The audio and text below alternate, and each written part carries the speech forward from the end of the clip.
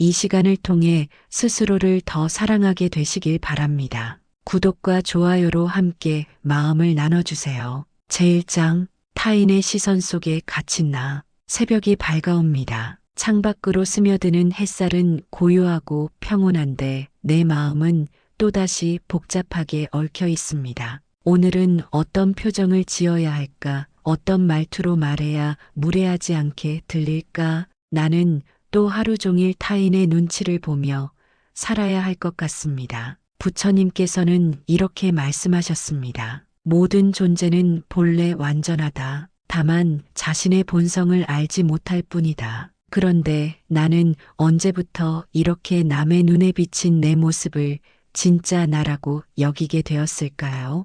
언제부터 타인의 평가가 나의 가치를 결정하는 척도가 되었을까요?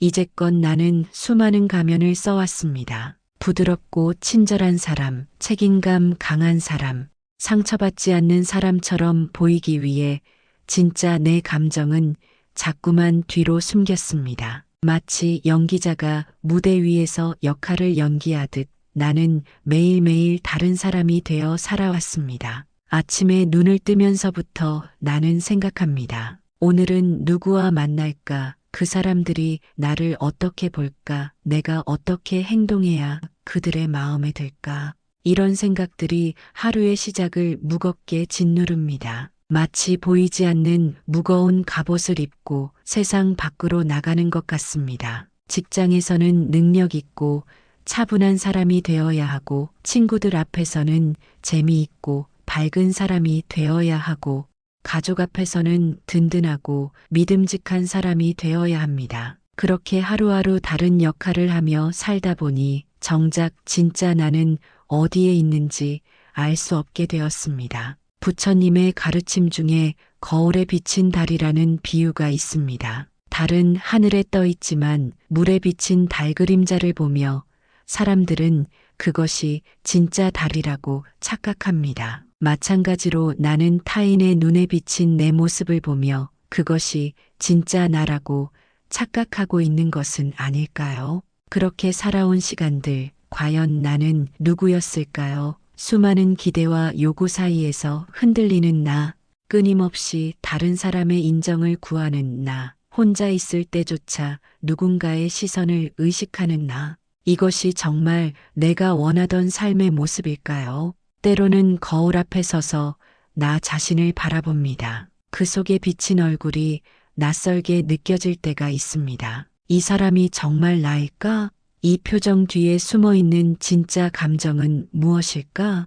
이런 질문들이 마음속에서 메아리칩니다. 부처님께서는 깨달음이란 자신의 본래 모습을 아는 것이라고 하셨습니다. 그렇다면 나의 본래 모습은 무엇일까요? 타인의 기대에 맞춰 만들어진 가짜 모습이 아닌 있는 그대로의 나는 어떤 사람일까요? 이제 나는 깨닫기 시작했습니다. 타인의 시선 속에 갇혀 사는 것이 얼마나 고통스러운 일인지를, 남의 평가에 의존하여 살아가는 것이 얼마나 불안하고 불확실한 일인지를, 이런 삶은 마치 모래 위에 집을 짓는 것과 같습니다. 언제든 무너질 수 있는 불안정한 기반 위에서 살아가는 것입니다. 이제는 변화가 필요합니다. 타인의 눈이 아닌 내 마음의 눈으로 나를 바라보는 연습이 필요합니다. 남의 기준이 아닌 내 가치관으로 살아가는 용기가 필요합니다. 이것이 바로 진정한 자유로 가는 첫걸음일 것입니다. 제2장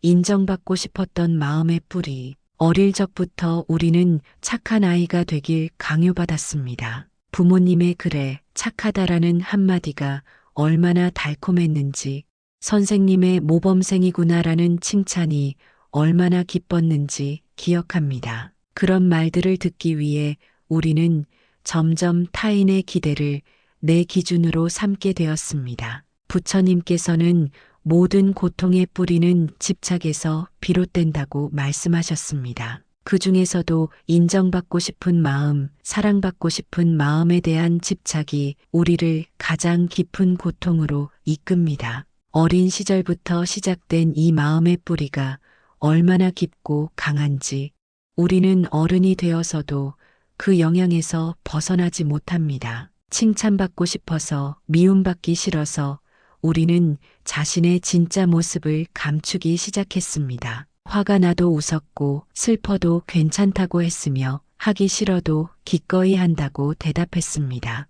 그런 행동들이 쌓이고 쌓여서 우리는 진짜 자신이 무엇을 원하는지 알 수 없게 되었습니다. 학교에서는 성적이 좋아야 했고 친구들 사이에서는 인기가 있어야 했으며 집에서는 말 잘 듣는 자녀가 되어야 했습니다. 이런 기대들이 우리 마음 깊숙이 자리 잡으면서 우리는 스스로에게 끊임없이 질문하게 되었습니다. 내가 지금 잘하고 있는 걸까? 사람들이 나를 좋아할까? 나는 충분히 가치 있는 사람일까? 부처님의 가르침 중에 연기법이라는 것이 있습니다. 모든 것은 조건에 따라 생겨나고 변화한다는 뜻입니다. 우리가 인정받고 싶어 하는 마음도 마찬가지입니다. 어린 시절의 경험과 환경이라는 조건이 만들어낸 마음의 습관인 것입니다. 하지만 시간이 흐르고 나는 어른이 되었습니다. 이제는 누구에게 인정받아야 할 이유도 이유 없이 참고 견뎌야 할 이유도 사실은 없습니다. 부모님의 사랑을 받기 위해 착한 아이 역할을 할 필요도 없고 선생님의 칭찬을 받기 위해 완벽한 학생이 될 필요도 없습니다. 이제 나는 독립된 존재로서 내 삶의 주인이 되었습니다. 그런데도 나는 여전히 남의 평가에 조급해지고 사소한 말 한마디에 마음이 무너지는 이유는 무엇일까요? 동료의 차가운 인사에 하루 종일 우울해하고 친구의 무심한 말에 밤새 잠 못 이루며 괴로워하는 이유는 무엇일까요? 아마도 나는 아직도 내 안의 어린 나를 위로하지 못했기 때문입니다. 그 어린아이는 아직도 내 마음 한구석에서 인정받고 싶어 울고 있습니다. 나를 사랑해 주세요. 나를 인정해 주세요. 나를 버리지 말아 주세요라고 외치며 매달리고 있습니다. 부처님께서는 자비심으로 모든 존재를 대하라고 가르치셨습니다. 그 자비심은 다른 사람에게만 베푸는 것이 아닙니다. 무엇보다도 내 안에 상처받은 어린아이에게 먼저 베풀어야 하는 것입니다. 그 아이를 따뜻하게 안아주고 이제 괜찮다, 충분히 사랑받을 만한 존재다라고 말해주어야 합니다. 인정받고 싶은 마음의 뿌리를 이해하는 것이 중요합니다. 그것은 나쁜 것이 아닙니다. 인간이라면 누구나 가지고 있는 자연스러운 마음입니다. 문제는 그 마음에 너무 휘둘려서 진짜 자신을 잃어버리는 것입니다. 남의 기준에 맞춰 살다가 정작 자신이 무엇을 원하는지 모르게 되는 것입니다. 이제 천천히 그 뿌리를 들여다보아야 합니다. 언제부터 이런 마음이 생겼는지, 어떤 경험들이 나를 이렇게 만들었는지 차근차근 살펴보아야 합니다. 그리고 그 어린 시절의 나에게 말해주어야 합니다. 이제 충분히 컸구나. 이제는 내가 내 자신을 사랑해도 된단다. 부처님의 말씀처럼 모든 고통에는 원인이 있고 또한 해결책도 있습니다. 인정받고 싶은 마음으로 인한 고통도 마찬가지입니다. 그 뿌리를 이해하고 받아들일 때 비로소 그 고통에서 벗어날 수 있는 길이 보이기 시작합니다. 제3장, 나를 지우는 습관에서 벗어나기. 괜찮습니다. 제가 할게요. 저는 괜찮습니다. 이 말들이 내 입에서 자동으로 나올 때마다 나는 내 마음 한 귀퉁이를 떼어 타인에게 넘기고 있었는지도 모릅니다. 마치 천 조각을 하나씩 뜯어주듯 나는 조금씩 나 자신을 지워가고 있었습니다. 부처님께서는 중도의 가르침을 주셨습니다. 극단으로 치우치지 않는 균형 잡힌 삶을 살라는 뜻입니다. 그런데 나는 언제나 한쪽으로만 치우쳐 있었습니다. 내 필요는 뒤로 하고 남의 필요를 먼저 채우는 쪽으로, 내 감정은 무시하고 남의 감정을 먼저 살피는 쪽으로 말입니다. 작은 불편을 감수하는 일쯤이야 별일 아닐 수 있지만 그 작은 감정들이 쌓이고 쌓여 결국 나라는 사람이 점점 흐려져 가는 것을 느낍니다. 마치 연필로 그린 그림이 지우개로 조금씩 지워져 가듯 내 존재감이 희미해져 갑니다. 회사에서 동료가 부탁할 때 바쁘다고 말하지 못했습니다. 친구가 만나자고 할 때 피곤하다고 거절하지 못했습니다. 가족이 무리한 요구를 해도 싫다고 말하지 못했습니다. 그때마다 괜찮다고 말하면서 사실은 내 마음 어딘가가 조금씩 상처받고 있었습니다. 부처님의 가르침 중에 정념이라는 것이 있습니다. 지금 이 순간에 깨어있는 마음을 말합니다. 내가 지금 무엇을 느끼고 있는지, 무엇을 원하고 있는지 명확하게 아는 것입니다. 그런데 나는 너무 오랫동안 이런 정념을 잃고 살아왔습니다. 내 감정보다는 남의 반응을, 내 욕구보다는 남의 요구를 먼저 생각하는 습관에 빠져 있었습니다. 더 늦기 전에 물어보아야 합니다. 나는 지금 나를 위해 살고 있는가? 라고. 이 질문이 마음에 큰 울림을 줍니다. 언제부터 나는 내 삶의 주인이 아닌 남의 삶의 조연으로 살게 되었을까요? 언제부터 내 행복보다는 남의 편안함을 더 중요하게 여기게 되었을까요? 나를 지우는 습관에는 여러 가지 모습이 있습니다. 거절하지 못하는 것, 내 의견을 명확하게 표현하지 못하는 것, 갈등을 피하기 위해 양보만 하는 것, 남의 기분을 맞추기 위해 내 기분을 무시하는 것.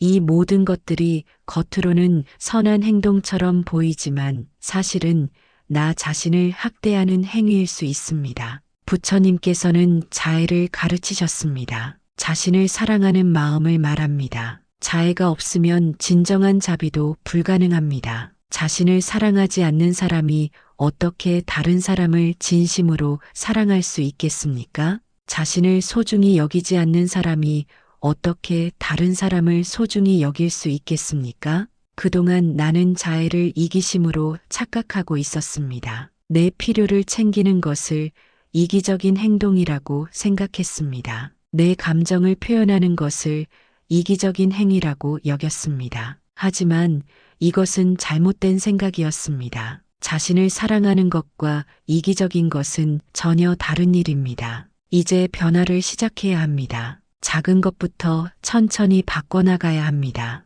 오늘은 정말 피곤할 때 피곤하다고 말해보겠습니다. 오늘은 하기 싫은 일이 있을 때 하기 싫다고 표현해보겠습니다. 오늘은 내 의견이 다를 때 저는 다르게 생각합니다라고 말해보겠습니다. 처음에는 어색하고 불편할 것입니다. 오랫동안 길들여진 습관을 바꾸는 것은 쉽지 않습니다. 하지만 부처님께서 말씀하신 것처럼 천리길도 한 걸음부터입니다. 작은 변화가 모여서 큰 변화를 만들어냅니다. 나를 지우는 습관에서 벗어나는 것은 다른 사람을 무시하거나 상처 주는 것이 아닙니다. 오히려 진정한 자신이 되어야만 다른 사람과도 건강한 관계를 맺을 수 있습니다. 가짜 모습으로는 진짜 관계를 만들 수 없습니다. 진짜 나를 알아야만 진짜 사랑도 할 수 있고 받을 수 있습니다. 제사장, 나의 감정도 소중한 진실입니다. 슬플 때는 울어도 좋습니다. 화날 때는 그 감정을 무시하지 않아도 됩니다.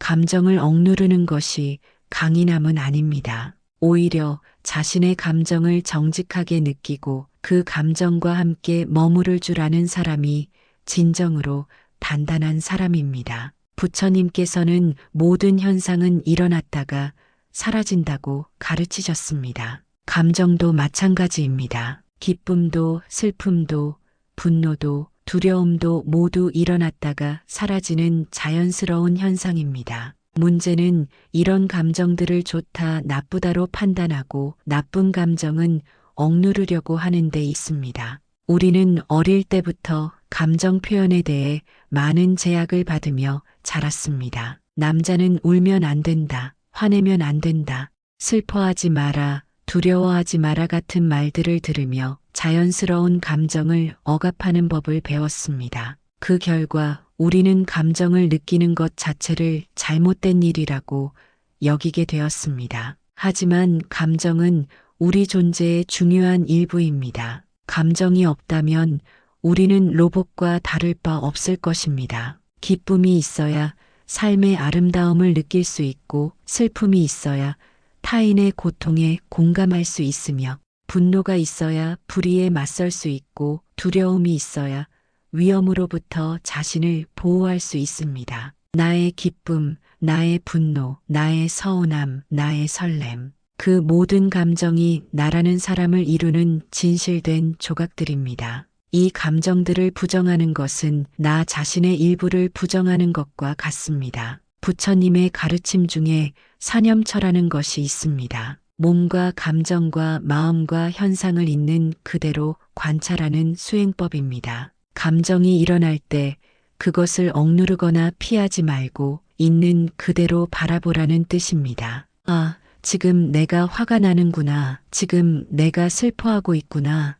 지금 내가 두려워하고 있구나 하고 받아들이는 것입니다. 이렇게 감정을 있는 그대로 받아들일 때 놀라운 일이 일어납니다. 억누르려 할 때는 더 강해지던 감정이 받아들일 때는 자연스럽게 잦아들기 시작합니다. 마치 파도가 밀려왔다가 물러가듯 감정도 일어났다가 저절로 사라집니다. 많은 사람들이 감정을 표현하는 것을 두려워합니다. 화를 내면 관계가 나빠질까봐, 슬퍼하면 약한 사람으로 보일까봐, 기뻐하면 너무 단순한 사람으로 여겨질까봐 걱정합니다. 하지만 진정한 인간관계는 서로의 감정을 있는 그대로 받아들일 때 가능합니다. 감정을 억누르고 살면 마음에 독이 쌓입니다. 표현되지 못한 분노는 원망이 되고 억눌린 슬픔은 우울이 되며 숨겨진 두려움은 불안이 됩니다. 이런 독들이 오랫동안 마음에 쌓이면 결국 몸과 마음의 병이 됩니다. 부처님께서는 중용을 가르치셨습니다. 감정 표현에도 중용이 필요합니다. 무조건 참는 것도 무조건 터뜨리는 것도 모두 극단입니다. 적절한 때에 적절한 방식으로 감정을 표현하는 지혜가 필요합니다. 때로는 혼자 있을 때 감정을 충분히 느껴보는 시간이 필요합니다. 조용한 방에서 내 마음의 소리에 귀를 기울여 보는 것입니다. 지금 내가 무엇을 느끼고 있지? 이 감정이 나에게 무엇을 말하려고 하는 걸까? 이런 질문들을 스스로에게 던져보는 것입니다. 감정은 우리에게 중요한 정보를 전달해 줍니다. 화가 난다는 것은 무언가 부당한 일이 일어났다는 신호이고, 슬프다는 것은 소중한 것을 잃었다는 신호이며, 두렵다는 것은 주의가 필요하다는 신호입니다. 이런 신호들을 무시하면 우리는 중요한 정보를 놓치게 됩니다. 이제부터는 내 감정을 소중한 친구처럼 대해보겠습니다. 반갑지 않은 감정이 찾아와도 어서 와. 내가 나에게 무엇을 말하려고 하는지 들어볼게라고 인사해 보겠습니다. 그리고 그 감정이 전하는 메시지를 충분히 들은 후에 자연스럽게 보내드리겠습니다. 제5장, 나를 사랑하는 연습.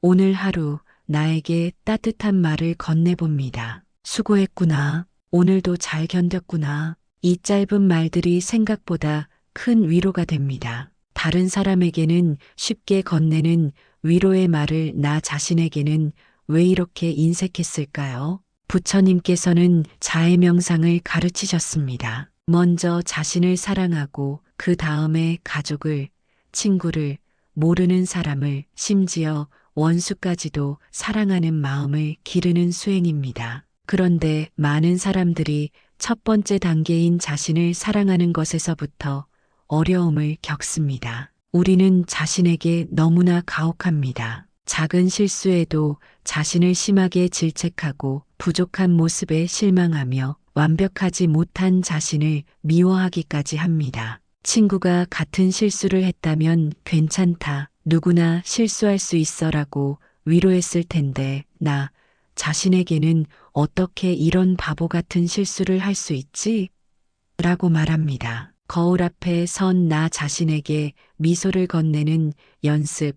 하루 한 번은 내 마음을 들여다보는 습관. 이것이 바로 나를 사랑하는 가장 첫걸음입니다. 거울 속의 나를 보며 안녕, 오늘 하루도 고생 많았어라고 인사해 보는 것부터 시작해 봅니다. 부처님의 가르침에 따르면 모든 존재는 본래 불성을 가지고 있다고 합니다. 부처가 될 수 있는 성품을 타고났다는 뜻입니다. 그렇다면 나 역시 존귀하고 소중한 존재입니다. 이 사실을 머리로만 아는 것이 아니라 마음 깊이 받아들여야 합니다. 나를 사랑한다는 것은 나의 모든 면을 받아들인다는 뜻입니다. 완벽한 모습뿐만 아니라 부족한 모습도, 밝은 면뿐만 아니라 어두운 면도, 강한 모습뿐만 아니라 약한 모습도 모두 나의 일부로 인정하는 것입니다. 때로는 나 자신과 데이트를 해봅니다. 좋아하는 음식을 먹고 좋아하는 음악을 들으며 좋아하는 장소를 걸어봅니다.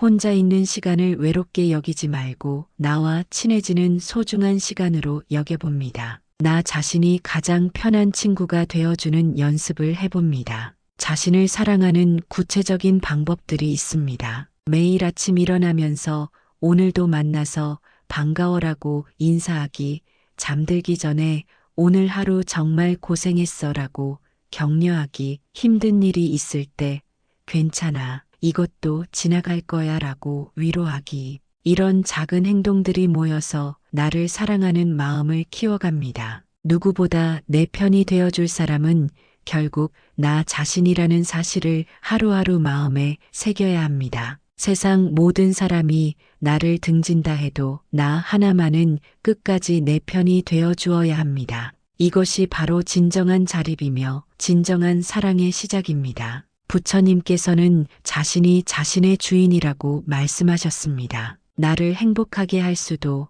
불행하게 할 수도 오직 나 자신뿐입니다. 그렇다면 왜 스스로를 불행하게 만드는 선택을 할 이유가 있겠습니까? 이제는 나를 행복하게 만드는 선택을 해야 할 때입니다. 제6장 외로움과 친해지는 법. 누군가 곁에 없어 외로운 것이 아니라 내가 나와 멀어질 때 우리는 깊은 외로움을 느낍니다. 많은 사람들로 둘러싸여 있어도 외로울 수 있고 혼자 있어도 외롭지 않을 수 있습니다. 외로움의 진짜 원인은 다른 곳에 있습니다. 부처님께서는 고독과 외로움을 구별해서 가르치셨습니다. 고독은 선택하는 것이고 외로움은 당하는 것입니다. 고독은 나와 만나는 시간이고 외로움은 나를 잃어버린 상태입니다. 같은 혼자 있는 상황이라도 마음가짐에 따라 전혀 다른 경험이 됩니다. 조용한 저녁, 내 마음과 대화를 나누어 봅니다. 그동안 무시했던 내 감정, 억눌렀던 생각들이 조용히 고개를 듭니다. 처음에는 어색하고 불편할 수 있습니다. 너무 오랫동안 나 자신과 대화하는 법을 잊고 살았기 때문입니다. 하지만 천천히 익숙해지면 이런 시간이 얼마나 소중한지 알게 됩니다. 세상의 소음에서 벗어나 오직 나만의 목소리에 귀 기울일 수 있는 시간, 남의 시선을 의식하지 않고 진짜 내 모습을 만날 수 있는 시간이 됩니다. 피하지 않고 마주한 외로움은 나를 더 성숙하게 만들고 나를 지켜주는 단단한 벽이 되어줍니다. 외로움을 견디는 힘이 생기면 더 이상 누군가의 관심이나 인정에 매달리지 않게 됩니다. 혼자서도 충분히 행복할 수 있다는 자신감이 생깁니다. 부처님의 가르침 중에 독각불이라는 것이 있습니다. 스승 없이 홀로 깨달음을 이룬 부처를 말합니다. 이는 궁극적으로 깨달음은 혼자서 이루어야 하는 것임을 의미합니다. 아무리 많은 가르침을 듣고 많은 사람과 함께 수행해도 결국 마지막 순간에는 혼자서 자신과 마주해야 합니다. 혼자 있는 시간을 두려워하지 마십시오. 그 시간은 나를 다시 만나는 소중한 여정입니다. 그 시간 속에서 진짜 나의 목소리를 들을 수 있고 진짜 나의 마음을 알 수 있으며 진짜 나의 꿈을 발견할 수 있습니다. 외로움과 친해지는 구체적인 방법들이 있습니다. 혼자 산책하며 자연의 소리에 귀 기울이기, 혼자 차를 마시며 그 향과 맛을 온전히 느껴보기, 혼자 책을 읽으며 저자와 대화하기, 혼자 음악을 들으며 그 안에 담긴 감정을 느껴보기. 이런 활동들을 통해 혼자 있는 시간의 풍요로움을 발견할 수 있습니다. 부처님께서는 모든 존재는 홀로 태어나고 홀로 죽는다고 말씀하셨습니다. 이는 슬픈 이야기가 아닙니다. 오히려 각자가 독립된 존재로서 자신만의 고유한 가치를 가지고 있다는 뜻입니다. 다른 누구도 나를 대신할 수 없고 나 역시 다른 누구도 대신할 수 없는 유일한 존재라는 것입니다. 외로움을 느낄 때마다 이렇게 생각해 봅니다. 지금 이 순간 나는 나 자신과 함께 있다. 이 세상에서 가장 오래, 가장 깊이 나를 이해할 수 있는 사람과 함께 있는 것이다. 이런 생각이 외로움을 따뜻한 동반자로 바꾸어 줍니다. 때로는 외로움 속에서 더 큰 연결감을 느낄 수 있습니다. 나와 같은 외로움을 느끼는 모든 존재들과의 연결감, 같은 하늘 아래 살아가는 모든 생명들과의 연결감을 느낄 수 있습니다. 이것이 바로 부처님께서 말씀하신 자비심의 시작입니다. 제7장, 더 이상 타인의 기준으로 살지 않겠습니다. 이제는 알겠습니다. 모두에게 좋은 사람이 되는 길은 결국 나를 잃는 길이라는 것을. 모든 사람의 기대에 맞추려고 하다 보면 정작 진짜 나는 어디에도 없게 된다는 것을. 마치 모든 색깔의 물감을 섞으면 검은색이 되듯 모든 사람의 기준에 맞추려다 보면 나만의 색깔을 잃어버리게 됩니다. 부처님께서는 팔정도를 가르치셨습니다. 그중 정견은 올바른 견해를 가지는 것을 의미합니다. 진리를 보는 올바른 눈을 가지는 것입니다. 그런데 내가 계속 남의 눈으로 세상을 보고 남의 기준으로 판단한다면 어떻게 올바른 견해를 가질 수 있겠습니까? 누군가의 잣대에 맞춰 내 삶을 끼워 맞추기보다는 내가 진심으로 원하는 방향을 따라 걸어가기로 합니다. 이것이 쉬운 결정은 아닙니다. 지금까지의 습관을 모두 바꾸어야 하고 때로는 다른 사람들의 실망이나 비난을 감수해야 할 수도 있습니다. 하지만 부처님께서 말씀하신 것처럼 진리는 스스로 체험해야 하는 것입니다. 아무리 많은 사람이 옳다고 해도 내가 직접 체험해보지 않으면 진짜 진리인지 알 수 없습니다. 마찬가지로 내 삶도 남이 아닌 내가 직접 살아보아야 진짜 내 삶이 됩니다. 더 이상 비교하지 않겠습니다. 남과 비교하는 순간 나는 상대적인 존재가 되어버립니다. 누군가보다 뛰어나거나 부족한 존재로 전락합니다. 하지만 부처님께서 가르치신 것처럼 모든 존재는 그 자체로 완전합니다. 비교할 대상이 아니라 존중받아야 할 독립된 존재입니다. 더 이상 미움받을까 두려워하지 않겠습니다. 모든 사람에게 사랑받는 것은 불가능합니다. 부처님조차도 모든 사람에게 사랑받지는 못했습니다. 중요한 것은 몇 명에게 사랑받느냐가 아니라 진심으로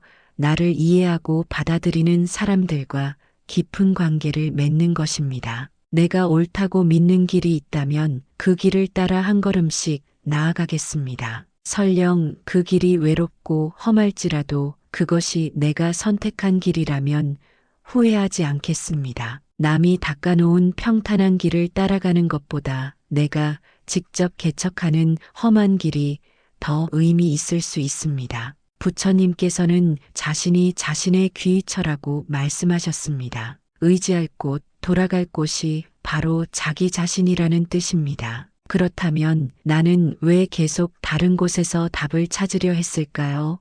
왜 남의 기준에서 내 가치를 찾으려 했을까요?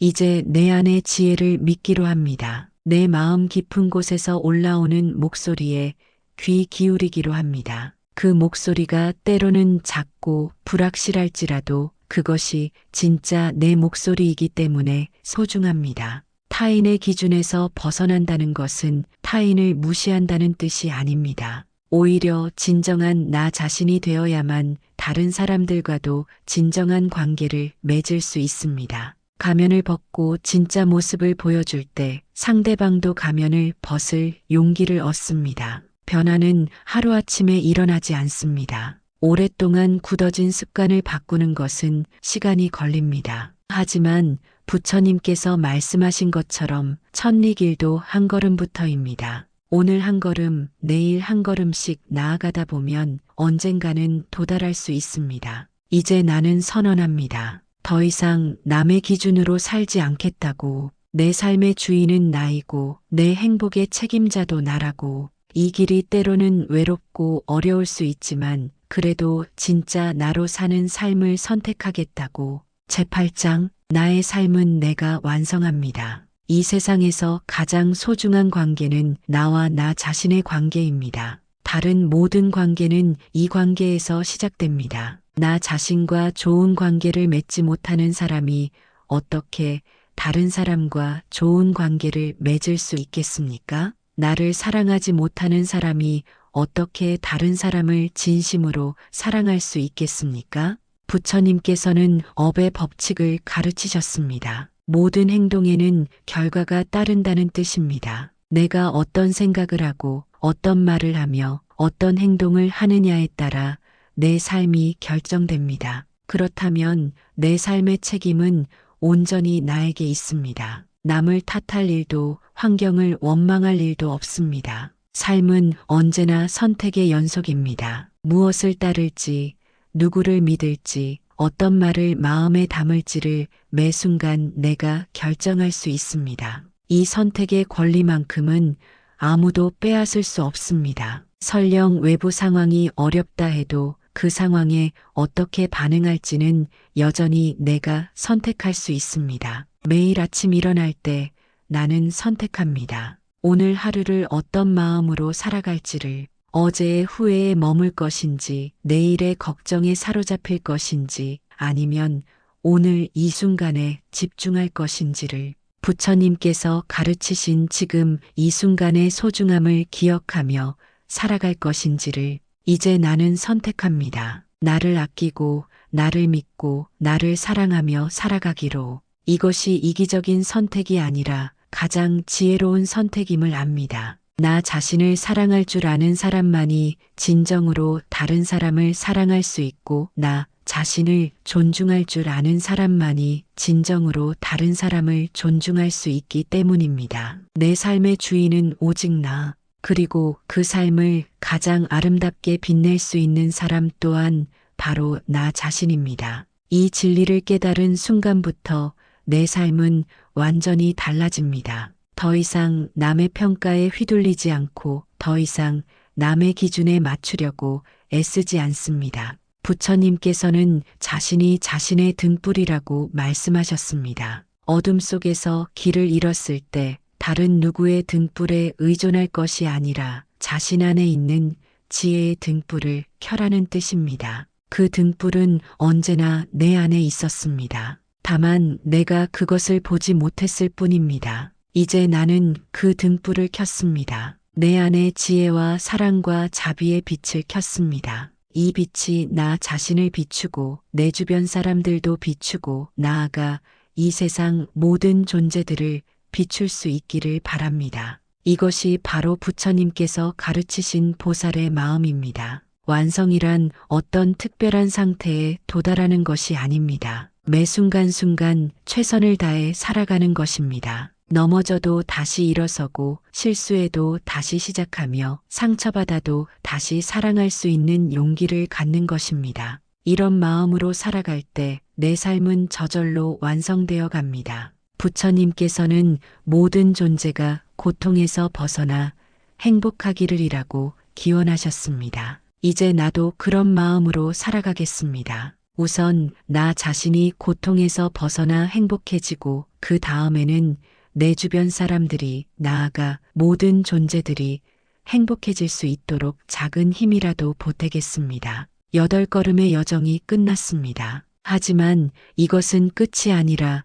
새로운 시작입니다. 진정한 나를 찾는 여정은 평생에 걸쳐 계속될 것입니다. 매일매일이 새로운 발견의 기회이고 매 순간이 성장의 순간입니다. 이제 나는 확신합니다. 내 삶은 내가 완성한다는 것을. 그 누구도 나 대신 내 삶을 살아줄 수 없고 나 역시 다른 누구의 삶을 대신 살아줄 수 없다는 것을. 각자가 자신만의 독특하고 소중한 이야기를 써내려가는 것이 인생이라는 것을. 오늘부터 나는 내 이야기의 주인공이 되어 살아가겠습니다. 더 이상 조연이 아닌 당당한 주인공으로, 더 이상 누군가의 기대에 맞추는 연기자가 아닌 진정한 나 자신으로 살아가겠습니다. 이것이 부처님께서 가르쳐 주신 깨달음의 길이고 진정한 자유의 길입니다.